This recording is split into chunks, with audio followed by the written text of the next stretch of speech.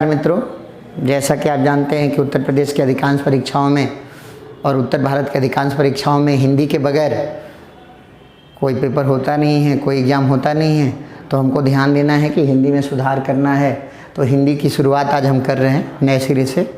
तो एक टॉपिक हमारा है और हमको सोचना भी चाहिए, हम हिंदी भाषी हैं, कि हम कितना हिंदी सही लिखते हैं, कितना हम लिखते हैं हिंदी। 100 में अगर 100 वर्ड हम लिख रहे हैं तो कितना वर्ड हम सही लिख रहे हैं, कितना वर्ड गड़बड़ हो जा रहा है। तो एक चलिए छोटा सा टेस्ट करते हैं कि कौन सा, आप अपना भी चेक कीजिएगा कि आप कौन सा आप तक सही लिखते रहे हैं और गलत लिखते रहे हैं। ठीक है मित्रों, तो जो गलत रहेगा उस पर क्रॉस का मार्क रहेगा और जो सही रहेगा उस पर सही का टिक किया हुआ रहेगा। तो उस पर हम आगे देखते हैं, चर्चा करते हैं। देखिए जैसे क्या मैथिली, देखिए मैथिली नहीं लिखा जाता है, क्या लिखा जाता है? मैथिली लिखा जाता है। क्या लिखा जाता है? मैथिली लिखा जाता है। क्या लिखा जाता है? मैथिली। कुमुदनी नहीं लिखा जाता, क्या लिखा जाता है? कुमुदनी। क्या लिखा जाता है? कुमुदनी। ठीक है ना। सरोजनी नहीं लिखा जाता, सरोजिनी लिखा जाता है। फिर से देखिए विरहणी नहीं लिखा जाता, विरहिणी लिखा जाता है। फिर से देखिए कवयत्री नहीं लिखा जाता, कवयित्री लिखा जाता है। यहाँ एक चीज़ नोटिस कीजिएगा कि ये सभी स्त्रीलिंग शब्द हैं। कैसे शब्द हैं? स्त्रीलिंग हैं। तो इसमें यह है कि लास्ट में अगर बड़ी आ रही है तो जस्ट पहले छोटी ही लाएंगे। लास्ट में बड़ी आ रही है तो जस्ट पहले छोटी ही लाएंगे। जैसे योगी महाराज जी की पार्टी है, दल है हिंदू युवा वाहिनी, तो वाहिनी हम लिखे ऐसे, बड़ी ही हो गई लास्ट में, तो जस्ट पहले छोटी ही हो जाएगी, वाहिनी। क्या हो जाएगा? वाहिनी। ठीक है ना। तो यहाँ हम एक नियम टाइप में बना के चलेंगे कि अगर स्त्रीलिंग शब्द है लास्ट में बड़ी है तो जस्ट पहले छोटी ही हम रख देंगे। और अगर आप परीक्षा दे चुके हैं, पहले अनुभवी हैं, तो आप जानते हैं कि इस तरह का एक शब्द कंफर्म होता है कि परीक्षा में आता है। लास्ट में बड़ी तो जस्ट पहले छोटी। जैसे कवित्री में देखिए लास्ट में बड़ी है तो जस्ट पहले छोटी ही लगेगा। फिर देखिए मित्रों आगे देखते हैं सौमनस्यता। फिर आगे देखते हैं मित्रों सौमनस्यता। तो यहाँ एक चीज़ ध्यान रखिएगा, यो के बाद ता नहीं आता है, यो के बाद कभी ता आता ही नहीं पूरी हिंदी में। सौमनस्यता है तो केवल सही क्या होगा? सौमनस्य। साम्यता है तो सही क्या होगा? केवल साम्य। अगर मान ली ऐक्यता है तो सही क्या होगा? ऐक्य। यानी हमको ता कभी नहीं रखना। जैसे अगर आपसे कोई कह देता है कि औदार्यता, अभी आपसे कोई कह देता है कि औदार्यता, जैसे कोई शब्द कह देता है औदार्यता, औदार्यता, तो गलत हो जाएगा। हमें क्या हटा देना है? ता नहीं रहेगा, ता क्या कर देना है? काट देना है। केवल क्या रहेगा? औदार्य रहेगा। फिर देखिए इसी तरह से कोई अगर आपसे कहे माधुर्यता, तो यौ के बाद कभी ता नहीं रहेगा, केवल क्या रह जाएगा?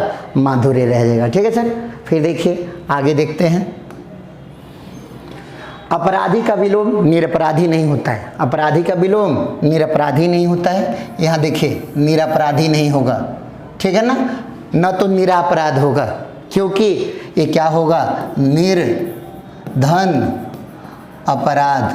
तो निर के नीचे, र के नीचे हलंत रहेगा, तो जब पूरा बुलाएंगे तो पूरा र बन जाएगा पराध, यह सही हो जाएगा, निरपराध। ठीक है ना। तो न तो निरापराधी होगा न तो निरापराध होगा, केवल क्या होगा? निरपराध होगा। यहाँ आप एक नियम देखिएगा, दोषी का निर्दोषी नहीं होगा, क्या होगा? विलोम निर्दोष होगा। पापी कामी का निष्कामी नहीं होगा, क्या होगा?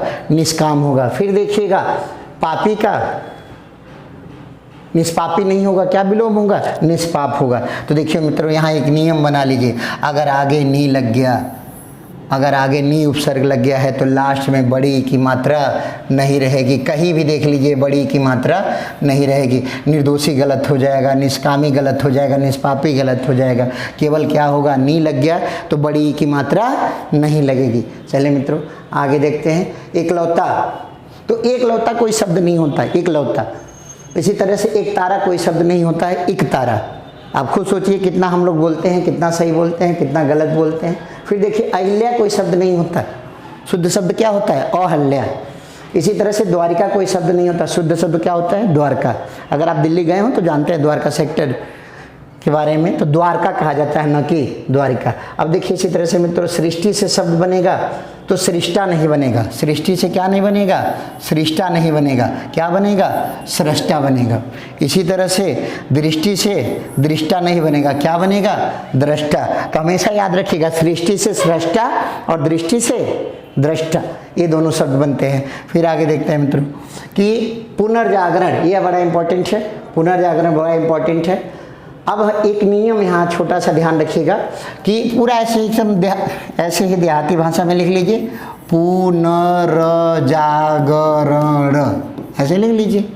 रो आया तो रो जिस अक्षर से पहले आएगा उसी के ऊपर उसको उड़ा दिया जाएगा। हमारी भाषा में जिसके पहले आएगा उसके ऊपर उड़ा दिया जाएगा। जैसे मान लीजिए अगर आपसे कोई कह रहा है पुनर्जन्म लिखिए, तो आप ऐसे लिख दीजिए पूरा पुनर्जन्म। रो किसके पहले आया? जो के पहले, तो रो को किसके ऊपर उड़ा दीजिए? जो के। इसी तरह से क्या है, देखिए पुनर्जन्म हो गया। अंतरराष्ट्रीय में क्या है? अंतर, ऐसे लिखिए अंतरराष्ट्रीय। तो देखिए रो किसके पहले आया?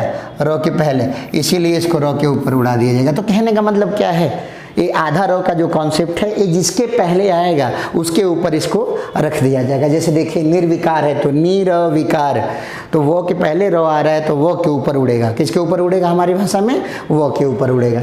फिर देखिए मित्रों, कुछ शब्द स्पेशल होते हैं, इनको आपको ध्यान रखना। उज्ज्वल जो है तो ऐसे नहीं लिखते। उज्ज्वल कैसे लिखते हैं? तो ध्यान रखेंगे, उज्ज्वल में दोनों बार आधा आधा जो रहेगा, ऐसे बोलिए, दोनों बार आधा जो रहेगा। उज्ज्वल में दोनों बार आधा जो रहेगा, ये स्पेशल शब्द है। फिर देखिए श्रृंगार में हम लोग क्या करते हैं, बीच में भी मात्रा लगा देते हैं और नीचे भी लगा देते हैं। तो बीच में मात्रा नहीं रहेगी, केवल कहाँ रहेगी? नीचे रहेगी, ठीक है ना। अब देखिए आर्द्र, ये बड़ा कॉमन सा शब्द है। आर्द्र मतलब गीला होता है। ह्यूमिडिटी को हम हिंदी में कहते हैं आर्द्रता। तो आर्द्र में ऊपर भी रो रहेगा और नीचे भी रो रहेगा, ऊपर भी रो रहेगा और नीचे भी रो रहेगा। सौहार्द, तो कुछ लोग क्या करते हैं ना, आर्द्र को देख करके ही सौहार्द बना लेते हैं, जो कि गलत हो जाएगा। सौहार्द में नीचे रो नहीं रहेगा, नीचे रो नहीं रहेगा। सौहार्द में क्या होगा? केवल ऊपर रो रहेगा, ठीक है। अब देखिए हम लोग बोलते हैं पिजड़ा, तो पिजड़ा कोई शब्द नहीं होता मित्रों, क्या होता है? पिजरा होता है। क्या होता है? पिजरा होता है। फिर है एकत्रित, एकत्रित कोई शब्द नहीं होता है। क्या होता है? एकत्र होता है। क्या होता है? एकत्र होता है। इसी तरह से देखिए अंत्याक्षरी कोई शब्द नहीं होता, अंत्याक्षरी होता है, ठीक है ना। कार्यकर्ती, ये बड़ा इंपॉर्टेंट है। आशा बहन काम करती हैं, आंगनबाड़ी बहन काम करती हैं, तो कार्यकर्ता का स्त्रीलिंग हो जाता है कार्यकत्री। नीचे भी रह ऊपर भी रह, ध्यान रखिएगा, नीचे भी रह और ऊपर भी रह। तो आप कहेंगे आशा स्वास्थ्य कार्यकर्त्री और कहेंगे आंगनबाड़ी स्वास्थ्य कार्यकर्त्री। देखिए मित्रों, फिर इसी तरह से शब्द है संन्यास। संन्यास में नौ भी रहेगा और ऊपर बिंदी भी लगी रहेगी। ये हमेशा इंपॉर्टेंट शब्द ध्यान रखिएगा, ठीक है मित्रों। चलिए फिर आगे देखते हैं। अंजलि, ये बड़ा कॉमन शब्द है, आपने फिल्म देखी होगी धड़कन वाली, कहता है अंजलि। तो अंजलि नाम नहीं है, नाम होता है अंजल। क्या नाम होता है? अंजल। चाहे आप गीतांजल कहिए, हमेशा लो पर छोटी, चाहे रामदेव बाबा वाला पतंजल कहिए, ठीक है ना। और चाहे आपकी कोई पुष्पांजलि हो, क्या हो? पुष्पांजलि हो, हमेशा लो पर छोटी ही रहेगी, कभी बड़ी नहीं होगी, ठीक है ना। हालांकि हम जनरल बोलचाल में अंजलि ही बोलते हैं। आ जाइएगा, 10 दुकान का नाम अगर अंजलि लिखा होगा तो 10 में से 9 में अंजलि ही लिखा होगा, अंजलि नहीं लिखा होगा। क्या लिखा रहेगा?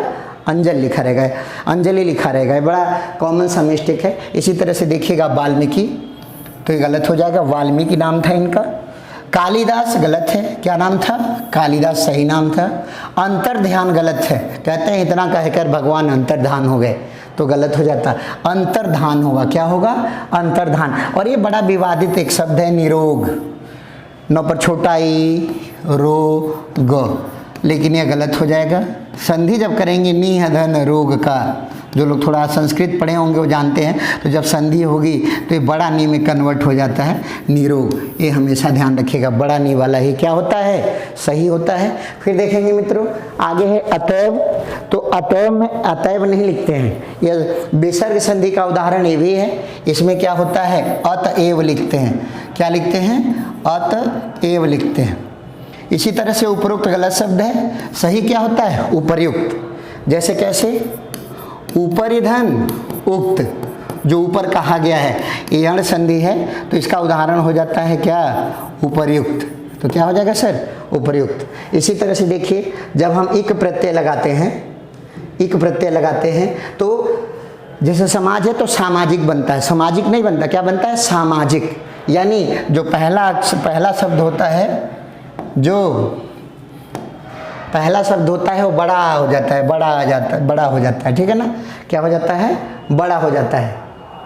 पहला वाला होता है वो क्या हो जाता है? बड़ा हो जाता है। सामाजिक होगा, सामाजिक नहीं होगा। फिर आगे देखिए, अर्थ से आर्थिक नहीं होता, आर्थिक होता है, यानी बड़ा हो जाता है। फिर इसी तरह से देखिएगा, प्रमाण से क्या हो जाता है? प्रमाण से क्या हो जाता है? प्रमाणिक हो जाता है, प्रामाणिक होता है, न कि प्रमाणिक। ये समीक्षा अधिकारी में इस वर्ष आया हुआ था। तो हम लोग क्या किए कि प्रमाणित जैसे लिखते हैं उसी तरह से हमने प्रमाणिक लिख दिया, लेकिन गलत हो जाएगा, प्रामाणिक होगा। तो ध्यान रखेंगे, अगर इक प्रत्यय लग रहा है तो ये नियम हमेशा याद रखेंगे कि इक प्रत्यय अगर लग रहा है तो बड़ा आ की मात्रा हो जाएगी। क्या हो जाएगी? बड़ा आ की मात्रा हो जाएगी। फिर देखिए मित्रों, अनाधिकार। तो देखिए, अनाधिकार गलत लिखा हुआ है, इसमें संधि हो जाती है। संधि कैसे होगी? तो देखिए, अन धन अधिकार। तो बताइए, नौ के नीचे हलंत है तो इसीलिए पूरा शब्द बनेगा अनाधिकार। ये आपका क्या हो जाएगा? सही हो जाएगा। अनाधिकार गलत हो जाएगा। आशीर्वाद भी बहुत ज़्यादा गलत लिखते हैं लोग, आशीर्वाद लिख देते हैं। अभी हम आपसे बोले हैं कि हम एकदम से देसी भाषा में लिखेंगे, क्या लिखेंगे? आशीर्वाद। तो वो के पहले रो आया, इसीलिए रो को किसके ऊपर उड़ा देंगे? वो के ऊपर उड़ा देंगे, तो आशीर्वाद आपका हो जाएगा।